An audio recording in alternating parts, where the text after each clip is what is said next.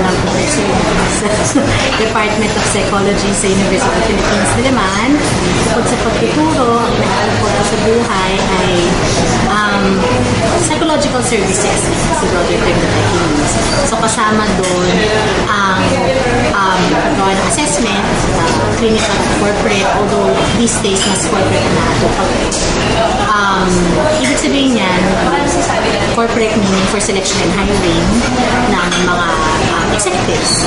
Tapos clinical assessment, ito yung mga kinakailangan na testing, pag-interview, para makalakap ng datos, para ma-assess ang isang tao kung ano yung mga hinaharap niya sa culture.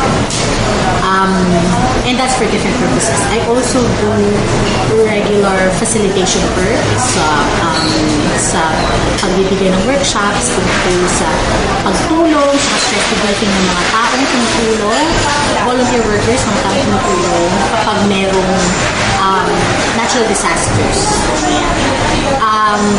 At saka panaka-naka ng counseling. So, meron din akong karanasan sa individual therapy at family therapy. Nagtatapos ako ng dissertation para sa isang PhD doctorado sa psychology, major ko ay clinical psychology and minor ko personality psychology. So, that means I have a Master of Arts, a Master of Philosophy degree in psychology.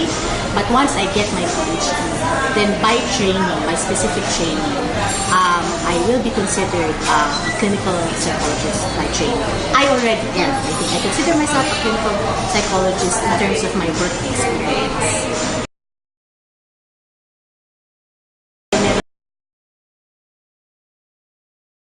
Psychology law. Right. So that means kasama na dun sa requirements yung licensure examination. Para maging psikologista, as a psychologist, you need to have at least a master's degree. And you need to take the licensure exams. I'm not so sure the specifics of the law, pero merong mga ilang aktibidades na gawain ng psikologista na kinakailangang ma-license ka for it. And that's really, I would imagine, assessment and counseling. Kasi palagi hindi kasama ang research ka. So talaga yung mga gawain na usually talagang ginagawa ng clinical psych and counseling psychologist, like assessment, counseling, therapy, yun yung mga kailangan ng licensure examination. So at least a master's and taking the licensure examinations. However, anyone who is interested, seriously interested in becoming a clinical psychologist, I think should pursue even higher education. So go for the PhD in clinical psychology, whether it's here or abroad. Basic dyan, kasi feeling ko at saka yung mga kasama ko sa trabaho, it's a rather dangerous stereotype, assumption to me. Psychologists, clinical psychologists, all psychologists, we are not psychics. So, the training will never give us the ability to read people's minds. It will never give us the ability to live people's lives for them. So, ako, if there's any opportunity to straighten that out, to me, that's what I would clarify. When you talk to a psychologist, you are essentially talking to a person, seeking the advice of someone who has a particular training. But that person will not be able to solve your problems in one session. And it's not that person's responsibility, it's your responsibility as the one living your own life. So the psychologist is really just there to sort of offer to me, ako yung naging just aking sariling responsibility, to offer an alternative perspective, to offer information where there may be none.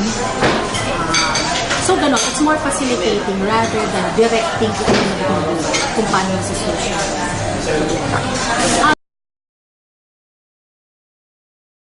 If we're talking abnormal psychology, and in fact, kasi I would imagine, and that's really one of the criticisms in the field for the longest time, we've really been sort of focused on the negative aspects of behaviors. But if you think about it, the training, a clinical psychologist's training really allows him or her to deal with the whole spectrum of behaviors. On one end of it are the so-called normal behaviors. On one end, normal ones. The training of clinical psychology allows me to help people with, on one end, just simple problems in living. Meron ng mga kakataon na medyo mabigat ang problema sa buhay, kailangan na to the more serious psychological disorders. So if you ask me, what is abnormal psychology? Well, we're really talking about psychopathology. In other words, yung mga pagkilos, pag-iisip, nararamdaman na masasabi mo, according to different criteria, ay iba na o hindi na normal. Now, that's a very tricky thing. What's normal for some may not be normal for others. We know this. Okay. Of course, you can argue, we can talk statistics and say what is statistically rare is not normal. And from that point of view, from a statistical point of view, that is rare. Except that not all rare behaviors cause people distress or are dysfunctional. For instance, statistically abnormal ka, kung genius ka, 180 ang IQ mo, statistical, freak ka talaga nun. But does it mean you have psychopathology, diba? Or it's abnormal behavior? So yung ganon. So medyo isang perspektiba lamang yan ng normalcy. Another perspective that you take on it is, do the behaviors subscribe to what is consensually agreed upon by a particular community? In other words, is it normative? Okay, so sa isang lipunan, sa isang kultura, meron tayong maaring conscious, maaring na pag-uusapan. Well, actually, meron din mga implicit hindi na pag-uusapan. Pero understood na yun. Kunyari, kung Pilipino ka, dapat ganito. Maaring makita abnormal behavior bilang issue na you look at a person at yung kinikilos niya, hindi yun yung usual na kinikilos ng tao sa lipunan niya.